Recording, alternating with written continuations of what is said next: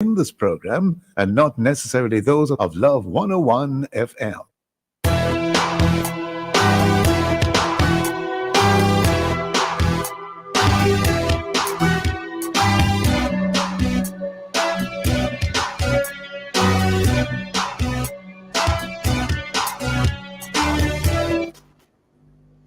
Hello and welcome to the Morning Watch on Love 101 FM. I'm your host, Dylan Toussaint. A special welcome to our listeners on love101.org. And if you're overseas and on the move, U.S. listeners can access us at 712-832-8001. And if you're in the UK, 0330-332-6541. Or join us via the Love 101 FM app that can be downloaded from the Google Play Store or the Apple Store. You can also join us on Love 101 FM Facebook and YouTube Live. In the first watch today, update on the bank charges debate. And in the second watch, understanding and analyzing the role and responsibilities of JP's re-prison duties. For our social media question, we ask, what do you think about the present bank charges? Please share your responses on our Love 101 FM Facebook page and YouTube channel, and also on WhatsApp 876-997-3125 using the hashtag The Morning Watch. We'll share your responses later on in the program, but before all of that, here's our quote. Any fool can criticize, condemn, and complain, and most fools do. That's from Dale Carnegie. Good morning, Deidre. Good morning, Dr. Toussaint. How are you? I'm doing well, Good to have you back on Love in the Morning. Thank you so much. Good to be here. Yeah, this seems to be becoming a habit. Apparently. Let's see how it goes. All right. The first watch will be back after this break.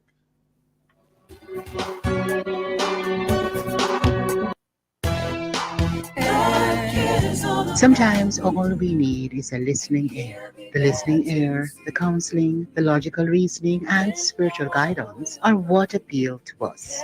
That's why I'm here. I'm Dr. Joan Pinkney, the counselor, your counselor on Love 101 FM, Tuesdays and Wednesdays, 10 to 11 p.m. You know you can call on me. I will listen and more. So let's talk about what's bothering you. Anything. Tune in, listen, call in, text or voice message. I'm Dr. Joan Pinkney, counseling psychologist, ready with a listening ear. Tuesdays and Wednesdays, 10 to 11 p.m. Right here on the family station, Love 101 FM. Colgate Triple Action. 3 benefits for a deep clean. As a mother, you always want to give the best to your family and to make them happy. With Colgate Triple Action, you give them 3 reasons to smile. Cavity protection, whiter teeth, and fresh breath. A unique formula with a minty flavor they will love. Colgate Triple Action. Find it at your favorite store.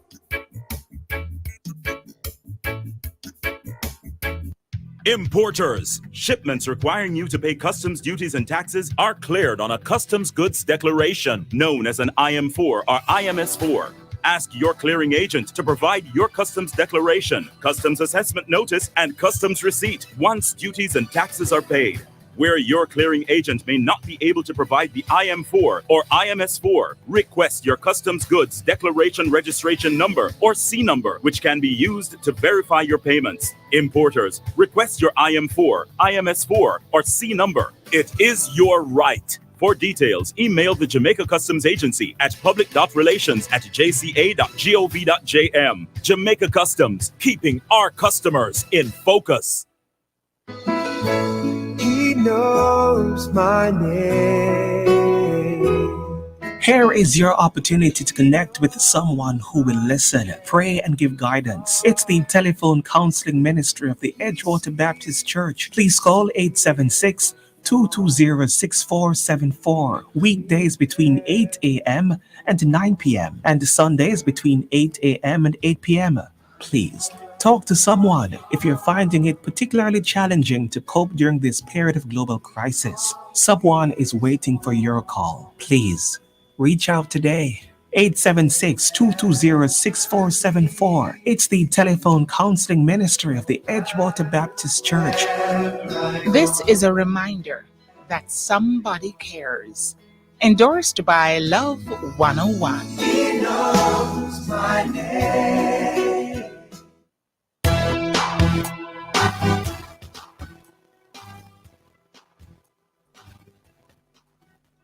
Welcome back to the Morning Watch. I'm your host, Dylan Toussaint. Now, recently, a newspaper headline read as follows, and I quote, Fitzjackson and Nigel Clark clash in house over bank fees, end of quote. And this was in reference to discussions and debates with the Banking Services Bill, which was first tabled in Parliament years ago. What was and is that bill all about? What is its current status? And what are its prospects for the future? Well, to answer these and other related questions, we have online the man himself, Mr. Fitzjackson, MP for Southern St. Catherine, Mr. Dennis Chung, financial analyst. Good morning to you both. Good morning. Right. Good morning, Doc. Good morning, Dennis. Doc, I must mention to you, I told your producer that I was agreeing to come on the program with Dennis on one condition. Yes. That he gives me that long promised patty. But Fitz, with inflation around, I'm not 2 for instance.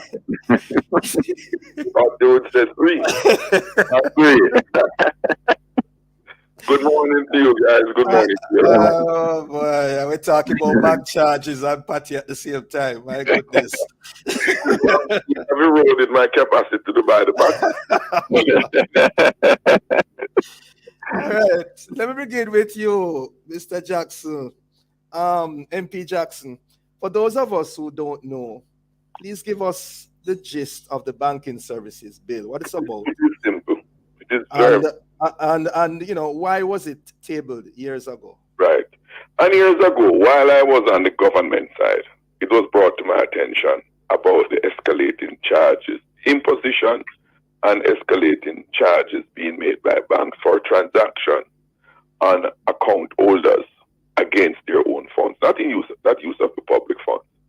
I've tabled a motion and invited the Bank of Jamaica to ensure it wasn't partisan, it wasn't flippant, but there was data to support what was, to identify what was happening, to inform what we need to do. And the Bank of Jamaica make an extensive study, submitted a report in 2 parts to the Economy and Production Committee. Out of those deliberations, we were able to confirm some anomalies that existed, that never even existed before in terms of bank charges. When nothing was being done by the government to ameliorate the situation being experienced by depositors, a bill was tabled. And in short, what the recommendations, which by the way were a bipartisan set of recommendations, all it seeks to do is to establish a minimum service level for depositors only. It has nothing to do with fees charged by banks for loans, mortgages, overdraft facilities, and other facilities that the banks are products that the banks will offer to the public, and they negotiate a fee with their customer for those things. It has absolutely nothing to do with them. All it says is that every depositor, every account holder must have a minimum service level. And what does that service level mean? Provides for that they who deposit monies into the bank, that gives the banks the opportunity to unlend them and make their own profits, they must enjoy a minimum service, meaning being able to make a set of transactions against their accounts or regarding their account without any charge. The bill does not establish any fees at all. So this argument about pricing and all of that is just irrelevant, and it's just a distraction. But the bill just basically says persons must be able to deposit into their accounts without any penalty of fees withdrawal from their accounts without any penalties or fees, encashment of checks made out to them without any penalties or fees, being able to make inquiries into their accounts, inquiries on transaction that has occurred against their account, etc., without being charged. Provide for some notice periods and so forth for certain changes, even in provisions initially when the bank account was open. It is things like those. It has nothing to do with pricing. It has nothing to do with rate fixing. It only these sets of transactions must be insulated from charges because you are basically eroding the value of the monies placed in the bank, which in fact is an erosion, is a violation of Section 36 of the Banking Services Act, where the banks who take the deposits have a duty of care to protect the value of depositors' monies. That's all. Interesting. Now, one thing. Yeah. One thing. The minister, further to what you mentioned about this clash with the minister, it's pathetic. Hold on, Mr. Jackson. If that's where you're going, we're going to come to that. I just want to hear Mr. Chung.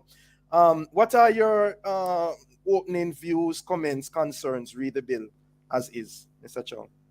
Well, I don't have the truth is that I don't have any issue, and I've never had any issue with the sentiments in the bill and what Fitz has been talking about. Because I mean, credit is due to Fitz for having brought up this issue, because this is an issue that has been a concern. The issue I have is that I don't want it to be in a parliament bill. I want the matter to be addressed through the BOJ, through competition, right? And through the code of conduct from the BOJ. I don't like the fact that Parliament is dealing with it, whether it is banks or any other type of competitive activity, and it is not going to be sustainable that way and in the benefit for the consumer. So what I want is for the BOJ to handle this, and Fitz can bring it up and Parliament can bring it up, and push for it, which is what Parliament should do, and commendations to Fitz for it, because nobody else was looking at it. But my only thing is that it needs to go through the BOJ as the supervisory body, and I think the BOJ has been lax in not addressing the issue from the point that Fitz had brought it up. A code of conduct draft was sent to them. One was supposed to have been done from when Brian Winter was governor, and nothing has happened. And that is where I think it needs to be addressed, because if you look, for example, at mortgage rates, when the stamp duty was removed, mortgage rates came down significantly. That's competition. And if you have that being addressed there at that level, bringing in, the whole thing of the digital currency that you can trade outside of the bank, the no fee, low value accounts, which is not sufficient, but combined with the other things and giving people other avenues of creating financing and moving money rather than just the traditional banks, commercial banks, I think will drive that competition and drive it down, but not Parliament. Parliament and let's move the benefits to move it towards pushing the BOJ to get it done. But if I may, Dennis, if I may, even the mortgage rates provisions that you're talking about, you and others in the financial sector turn to the Parliament, not to the BOJ, to the Parliament for intervention. That's one. Number two, this thing has been in the discussion from I tabled the motion initially in 2013. And by the way, the discussions engaged all the financial institutions at the time. Right? They never excluded. It was very inclusive in the deliberations. From 2013 till now, Dennis, if the market can't adjust a malady that affects the cross-section of the people, where else can they turn? Tell you what, Mr. Jackson, could you just hold that thought, please? We're up on a break. We'll be right back.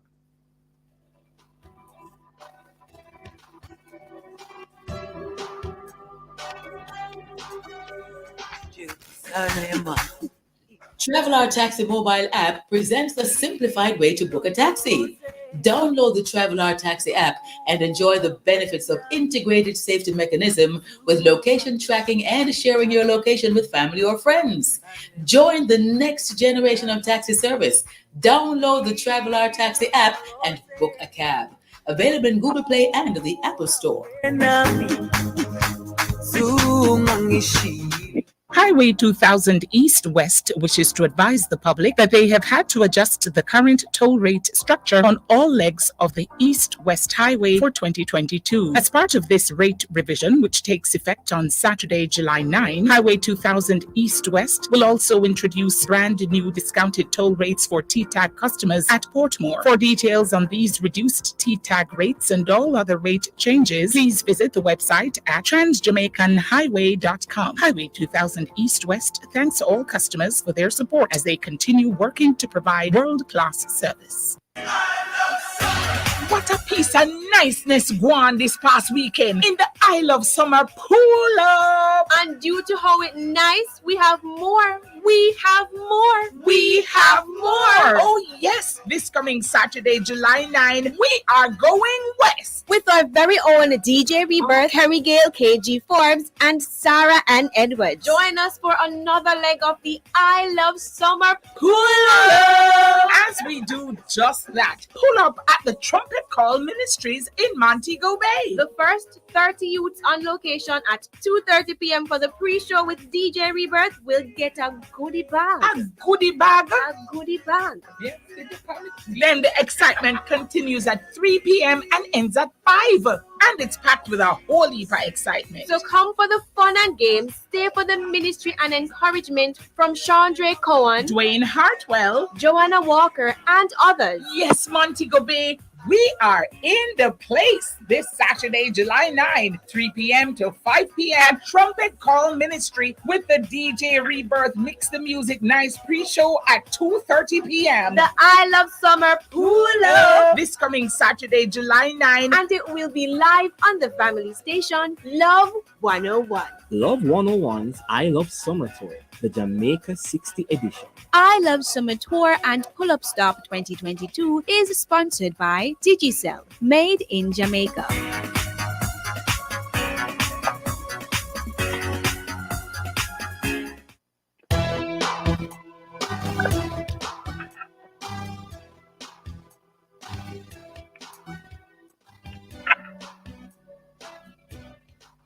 Welcome back to the Morning Watch. Thanks for staying with us. I'm your host, Dylan Toussaint, and in this, the second half of the first watch, we are discussing the whole matter of bank charges. And in so doing, we have online Mr. Dennis Chung, financial analyst, and Mr. Fitz Jackson, MP for Southern St. Catherine. MP Jackson, before the break, you were... I was just taking the point further to the discussion in the Parliament, which I find most regrettable and unfortunate as a Jamaican and as a parliamentarian. In that discussion in the Parliament, when I posed the question to Minister Clark, he gave two clearly conflicting responses. You don't have to be an analyst, a brain surgeon, or a aviation specialist. One, he said he went in defense of the bank fees. Interestingly, because earlier this year, he was the same one who said that the banks were in increasing these charges, was tone deaf to the public.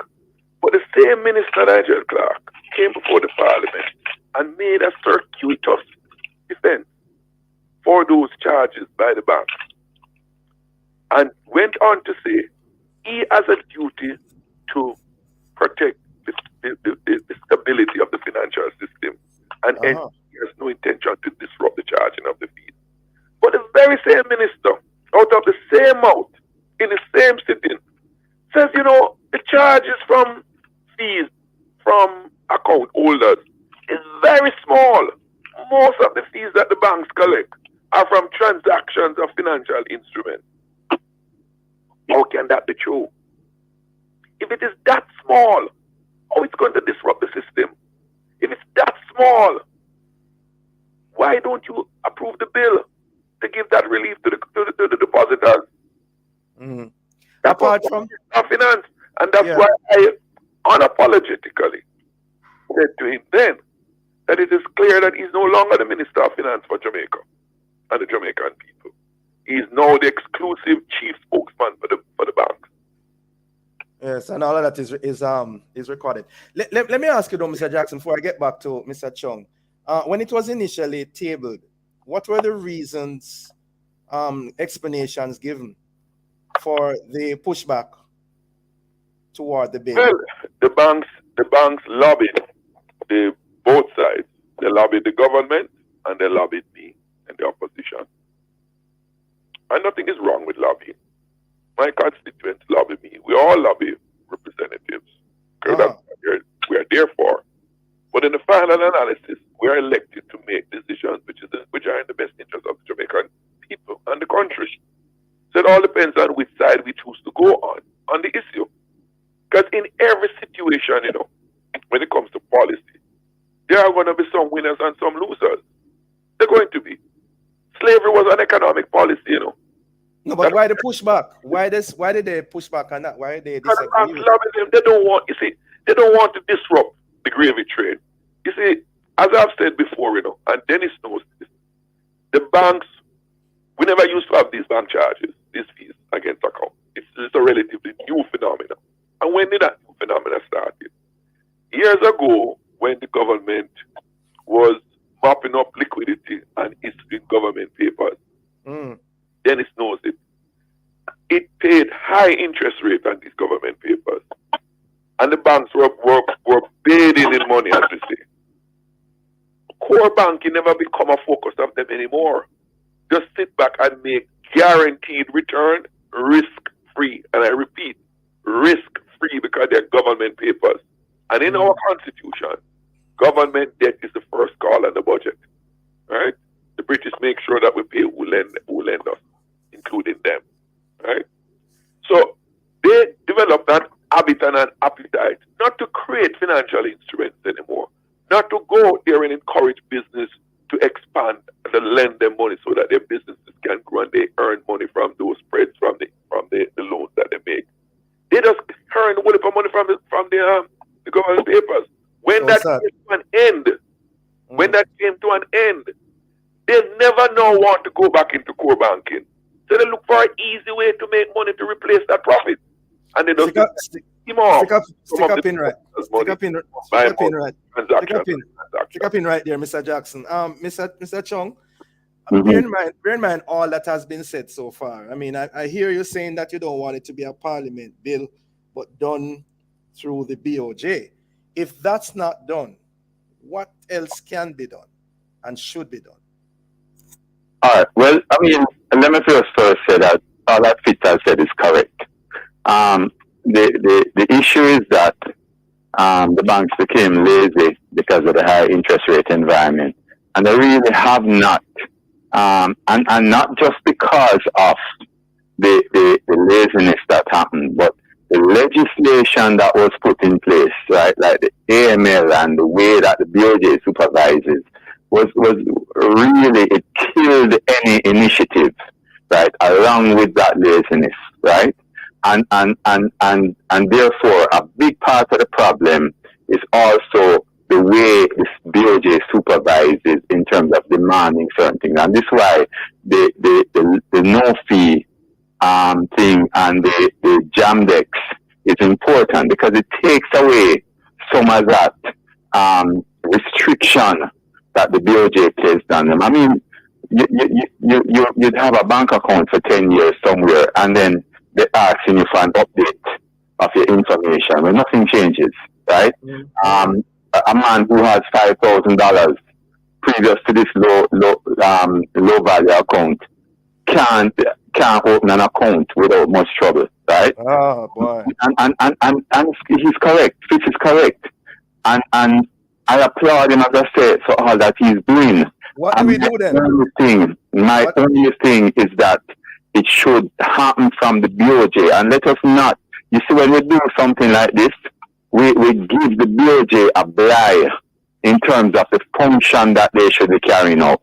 They should be the ones who should be pushing it, not just protecting the interests of the banks, the BOJ is primarily there to protect the interests of consumers, which I don't think that they have been doing They have not very well. The government promised legislation to do that from 4 years and 5 months ago, and that has changed. But to come back to the question that Doc asked you, Dennis, because I think it's a very, very prudent question. And it happens all the time. When the market or persons fail to do things which are just, or to stop doing things which are unjust. In a democracy, everywhere, every other democracies in the world, the people have to turn to their elected leaders in the parliament to legislate those changes. And Whether they have to deal with social issue, whether they have to deal with economic issue, whatever it is the place of last resort. Yes, I agree with you, but you have done that. You have raised the issue as an elected representative, right? And I say applaud you for that. You have raised the issue and you have been carrying the issue, and there has not been a lot of support, right? Because we're arguing all sorts of other things that we shouldn't be arguing in Parliament, right? But what we should be doing, instead of putting a bill through Parliament, we should be calling the BOT and say, listen, why is this thing not happening? Why are you as a supervisor not doing the things to create more competition in the market? Because the legislation and the rules that are in place are way too restrictive. I mean, someone comes up with a great idea, which does not happen in the US, that, listen, we want to create a system of movement of money outside of the system. And they have good track record, right? And we can't do it. You have to go through all sorts of hoops by the time you put in the application and then to get approval. It might be 5 years down the line. These things need to change, and that is what you need to push with. No, go back to that question. When you have done that and nothing happens, because remember, and I said at the very beginning, the motion started with the BOJ, and I deliberately put in the motion at the time for the study to be done by the BOJ. So the BOJ has been the center of it from the beginning, and nothing has happened. And what so push them now. Push them now. Don't push a bill through Parliament. They're not going to do it. Well, if they're not going to, it means that they're not carrying out the function. Yes. Gentlemen, I'm just wondering if the legislators are unable to come to an agreement on this, how are they going to get the BOJ to get this done? Mr. Chong? No, you know what? You must not say the legislature. I just wonder. I mean, members of Parliament. Because all the opposition members in the Parliament supported the bill. All except none. And all except Mike Henry and the government side proposed. All parliamentarians. Well, that's the issue I have with the legislators, because, listen, it's 10 years now. We're trying to get Road Traffic Act amendments in place, and enforce. That's going to come before this bill, That is going to pass before this. Even at the NSWMA, even at the NSWMA, right? It's 20 years we're trying to get the regulations passed for the NSWMA. 10 years to get fines increased. That might involve some technical work, but I, with the support of others, put the bill before Parliament. It's there. I understand. But something going before Parliament and being effective is two different things. So I am now trying to see if I can will the passing of the fines for the increased fines for littering to my grandchildren, because it has just not worked in my lifetime, and that's the issue I have, which is why I think the market is more. The market is more responsive, and that's why we need to push BOJ. That is what is going to drive consumer protection. And you know that the banking market is controlled by Mr. Jackson. Go ahead. And NCB. That is a fact.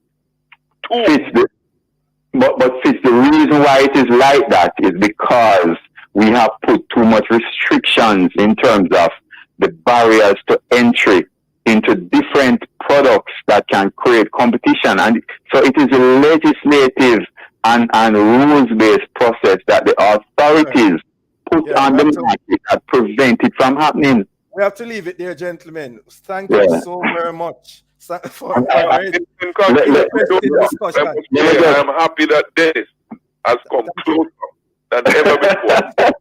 Well, the closest I'll come to is that I promise I'll get him the 3 parties.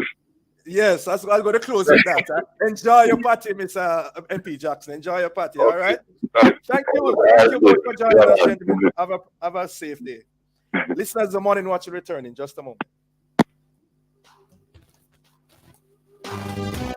A JN Bank personal unsecured loan can help you tackle your goals with monthly payments as low as $19,999 per million. Conditions apply. The time by JN Bank is 7:31 a.m. Juicy patty them double up the choices. And we know say you want to like it. And you face start your morning off right with a cup of porridge full of a beer niceness. 2 combination, which one we try first? When you a go to school or you a go to work, forward we double can't be twice the flavor. Or could have the pecan you end up a pay for. Try our pecan porridge, that's peanut mixed with hominy. Or our double corn porridge, that's hominy mixed with cornmeal. Try it today at Juicy Patties. Available at participating stores. The first sound they make is to simply let the world know they're here. And then it's our duty to help them show the world why they're here in the first place. Give them every advantage with the Guardian Achiever, a plan that provides for their educational dreams and protects their health and life in the process. For more information, call 888-4LIFE to speak to an advisor or visit myguardiangroup.com. I've got love in my heart and I'm feeling blessed. Are you ready for another exciting show inside Alive 1 to 5 this Throwback Thursday, July 7th? Well, join us for another time to recollect and reconnect. Stick around for Prayer Blast at 2 o'clock. More fire, more power. 2:15 inside Pieces of the Past. We take a look at other wedding traditions and superstitions. Then at 3 p.m., we bring you, proverbially speaking, Marriage Part 2. All this and more will come alive 1 p.m. to 5 p.m. this Throwback Thursday with me, your host, Sarah Ann, the chirpy one on the family station, Love 101. Give him praise, give him praise.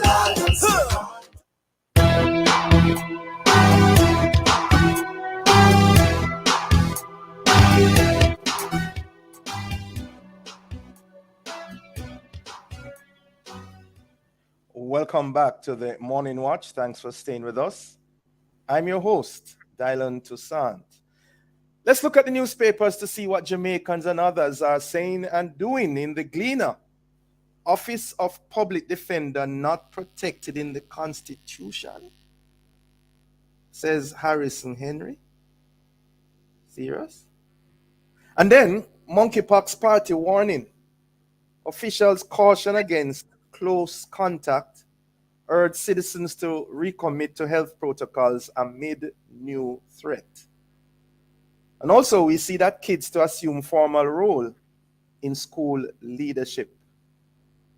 In the Observer, UK Prime Minister Boris Johnson agrees to resign. Agrees to resign, not that he has resigned. And also, no reason to panic. Jamaica records first monkeypox case, but health officials urge calm.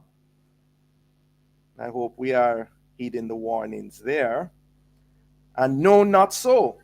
Kamina Johnson-Smith sets the record straight. Those are some of the major headlines in our newspapers this morning. Coming up next, we'll read some of the feedback from our social media question, which is, what do you think about the present bank charges? What do you think about the present bank charges? We're discussing the matter in the first watch. We ask you to leave a comment on our Facebook page and YouTube channel, Love 101 FM Jamaica, or WhatsApp 876-997-3125. Soon come back.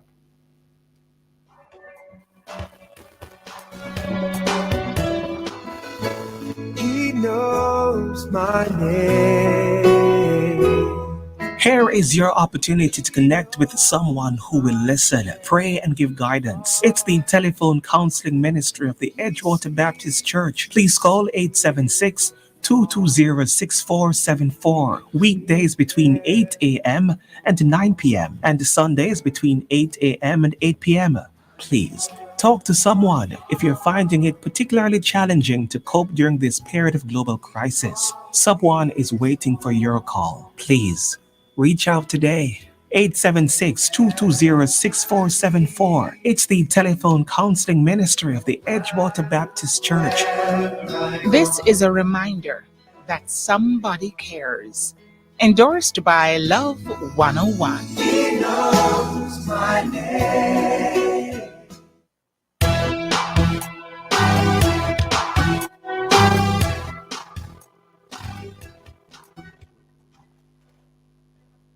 Welcome back to the Morning Watch. Thanks for staying with us. I'm your host, Dylan Toussaint. Let's now join Deidre for a look at how our Facebook, YouTube, and WhatsApp friends answer today's question. What do you think about the present bank charges? Deidre?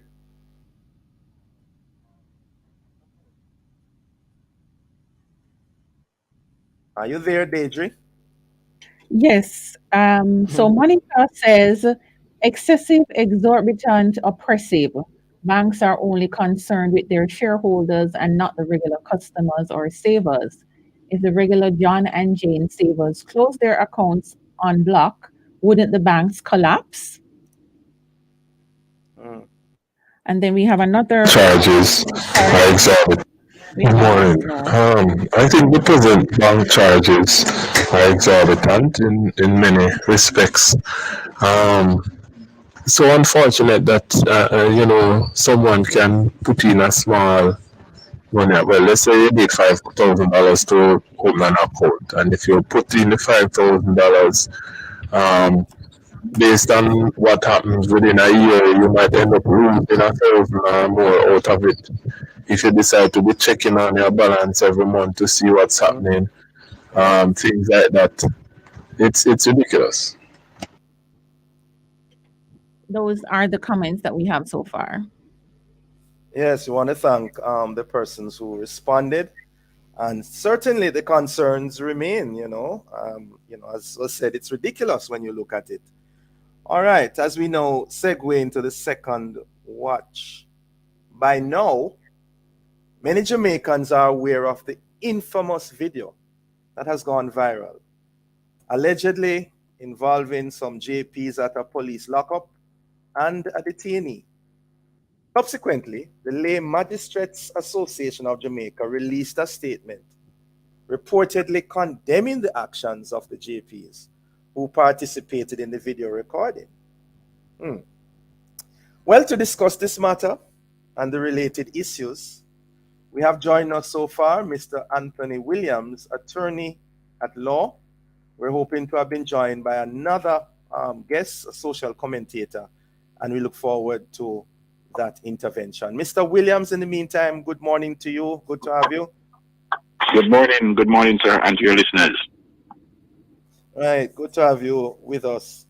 I gather, Mr. Williams, that a number of persons were unaware that JPs were involved in prison duties, that their responsibilities and role extended to that. In a nutshell, what does the law of the land state in regards to those duties and functions? Could you repeat the last part? What does the law state with what? In regards to the duties and function of the JP in the prison duties. Well, first and foremost, let me just also say that there are several persons in Jamaica who are of the opinion that the only role and function of a justice of the peace is merely to sign documents, affidavits and declarations and passports and immigration documents, and the list goes on. But their functions are far-reaching. and they serve many, many functions, one of which is to visit the prisons. We call it to visit them on remand. And these are persons who are in custody, and so the JPs have a responsibility and a duty to visit the various lockups, including resident magistrates as well. And so they check to see if all is okay in terms of their physical conditions and well-being. Are there any allegations or reports of threats by particularly the members of the security forces or perhaps other inmates as well? And so they will ensure that their rights are protected within the ambit of the law. And if there are abuses or so forth, then they will report it to the necessary authorities. So they do serve a very, very important role. And in discharging that role, they also have to abide by some rules and codes of conduct, which is set out in the Justice of the Peace Act, as amended in 2018. And we can speak about what are the codes of conduct in that respect. So that is in a nutshell, their role and function in the prisons. Also, when they visit the prisons, they could be called by a police officer to witness caution statements, as well as to be present on an identification parade, or if the police is going to conduct a question and answer session in relation to allegations of a criminal offense that is alleged to have been committed by that suspect. Now, there are persons who from time to time are impecunious, and by that I mean are not financially well off. They are considered poor, and they may not be able to afford the services of a lawyer. So the police, has a duty to afford protection to that individual. And so when when the suspect is not able to afford the services of a lawyer, then they can call a JP and they fulfill that role. I mean, they're not lawyers, but their presence is to ensure impartiality, lack of bias, to ensure that procedures are conducted fairly, and that the rights of the accused person is protected within the confines of the law. Yes. Well said, Mr. Williams. Thanks for that overview. You had mentioned codes of conduct. Could you say more on that, please? All right. So because they are justices of the peace, justices of the peace are regulated by a code of conduct. Now, some are aware and some may not be aware, but for the benefit of those JPs who are aware, just a reminder for those who are not aware, they need to be armed with the Justice of the Peace Act of 2018. And the act very succinctly sets out, how the JP should carry their duties. Now, Section 7 speaks to the fact that every JP shall abide by the code of conduct. Therefore, they are mandated. And in the first schedule, it sets out very briefly what are some of the duties, and I'll just deal with them briefly. It says that JP must act professionally, very professionally. They must also act fairly, diligently, and expeditiously, and to the best of that justice's ability. Now, when we speak about professionalism, we are speaking about just doing what they are supposed to do in a business-like manner above board. They must act with integrity. Justices of the peace are of outstanding character.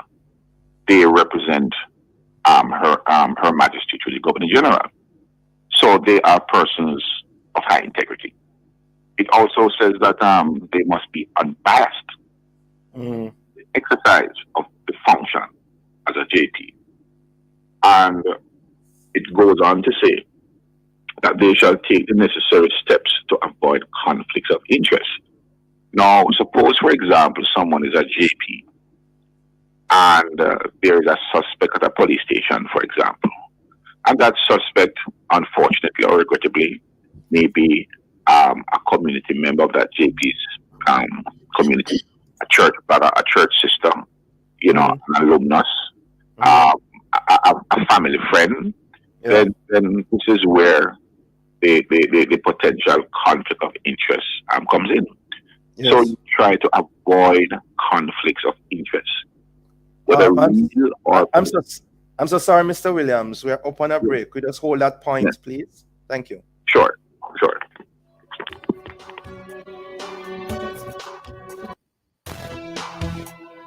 Importers. Shipments requiring you to pay customs duties and taxes are cleared on a customs goods declaration known as an IM4 or IMS4. Ask your clearing agent to provide your customs declaration, customs assessment notice, and customs receipt once duties and taxes are paid.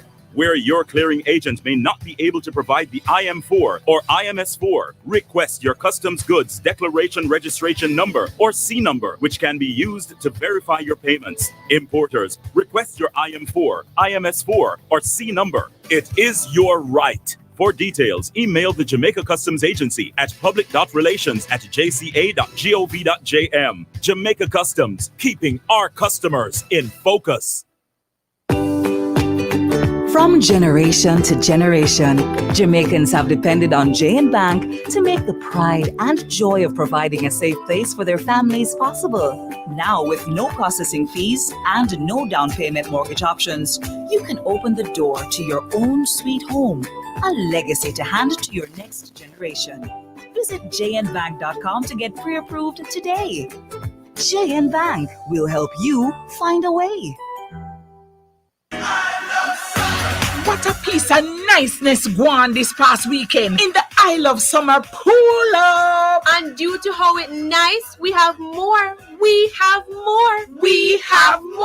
Oh yes, this coming Saturday, July 9, we are going west with our very own DJ Rebirth, Harry Gale, KG Forbes, and Sarah and Edwards. Join us for another leg of the I Love Summer Pull Up, as we do just that. Pull up at the Trumpet Call Ministries in Montego Bay. The first 30 youths on location at 2:30 p.m. for the pre-show with DJ Rebirth will get a goodie bag. A goodie bag? A goodie bag. Yes.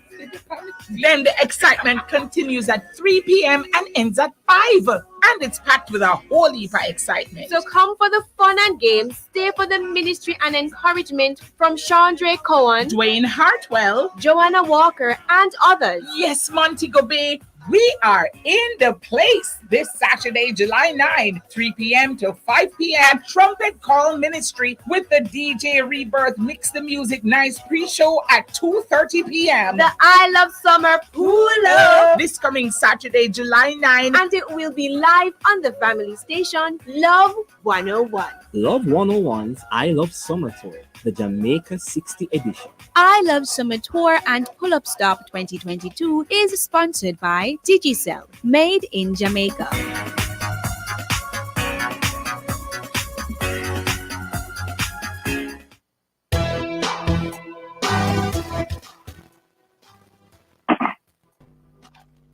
Welcome back to the Morning Watch. Thanks for staying with us. I'm your host, Dylan Toussaint, and in the second half of the second watch, we are discussing the whole matter of the prison duties of JPs.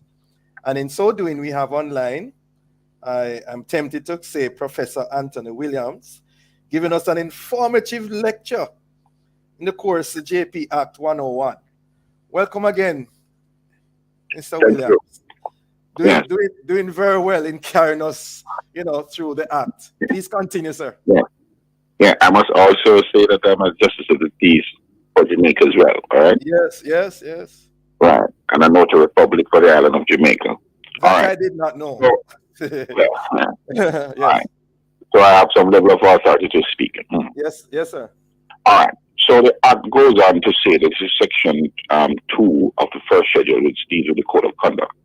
So, as I said, it speaks about the JPs acting in an unbiased manner. They must try to avoid conflicts of interest, whether real or perceived. And here's the important one.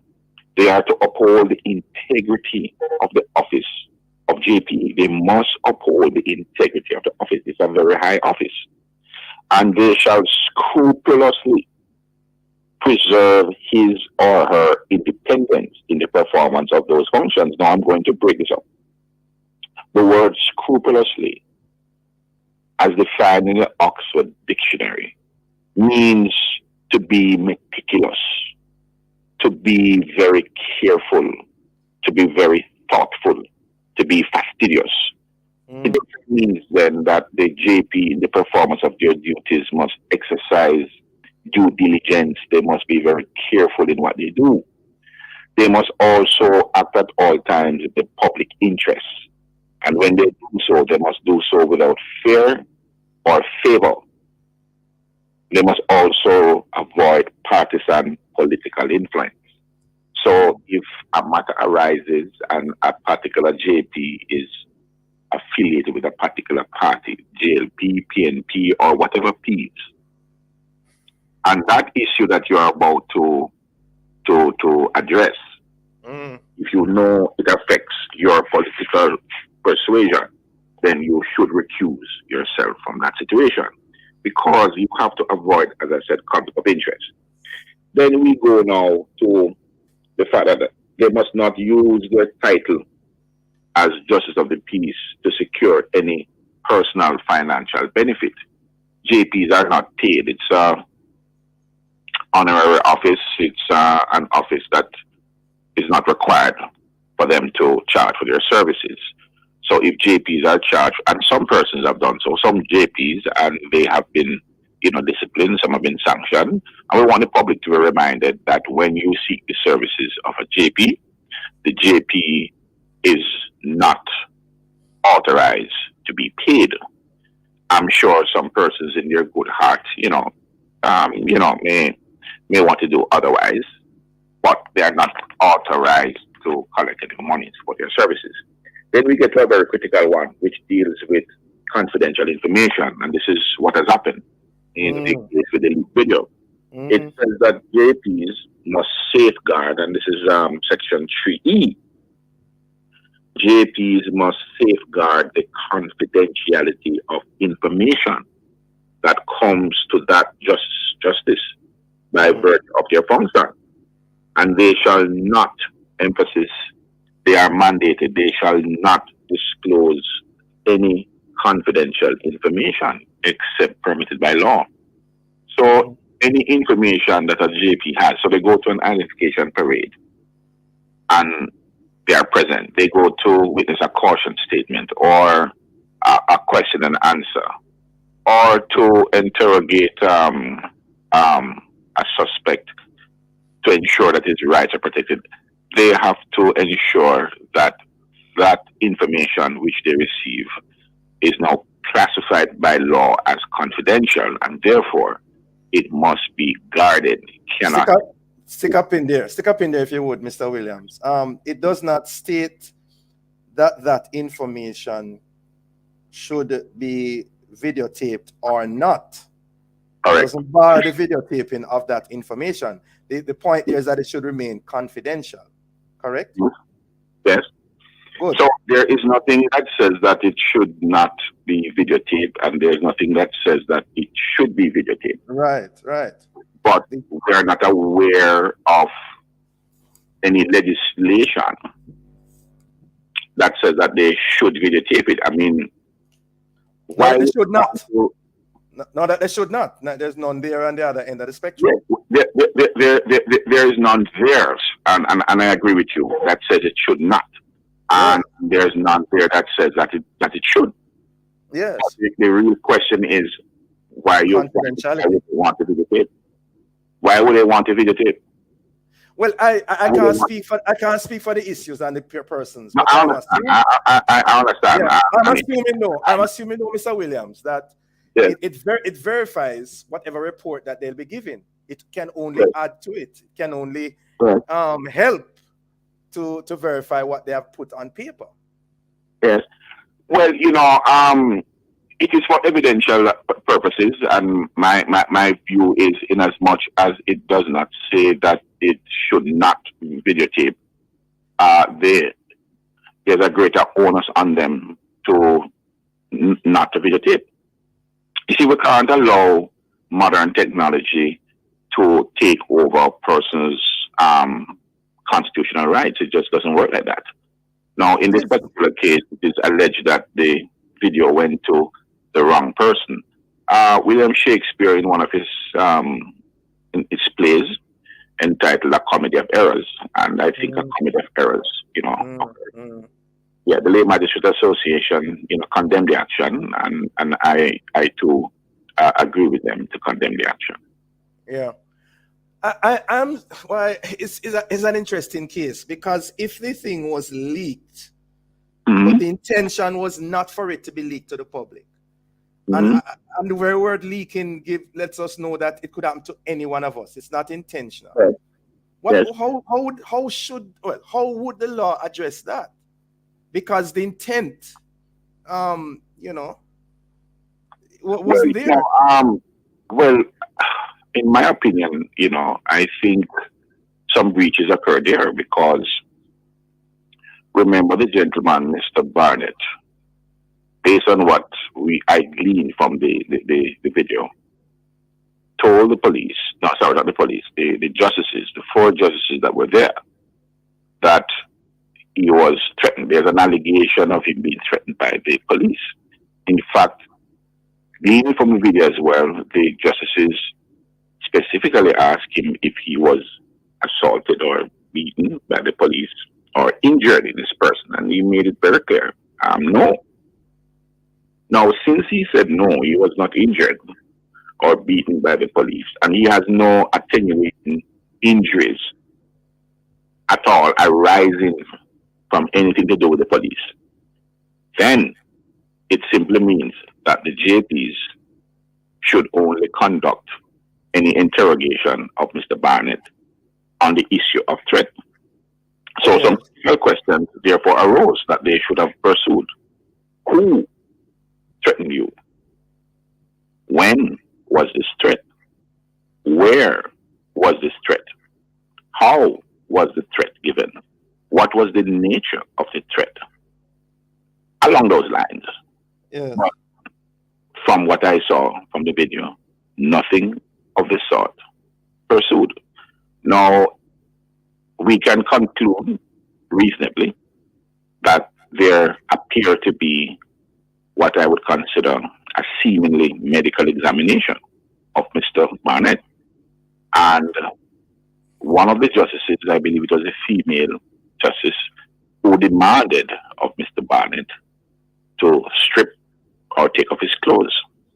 Now, what on God's earth does a medical examination have to do with allegedly?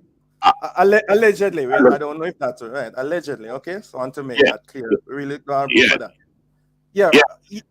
What does that have to do with his assertion, that is Mr. Barnett, of being threatened?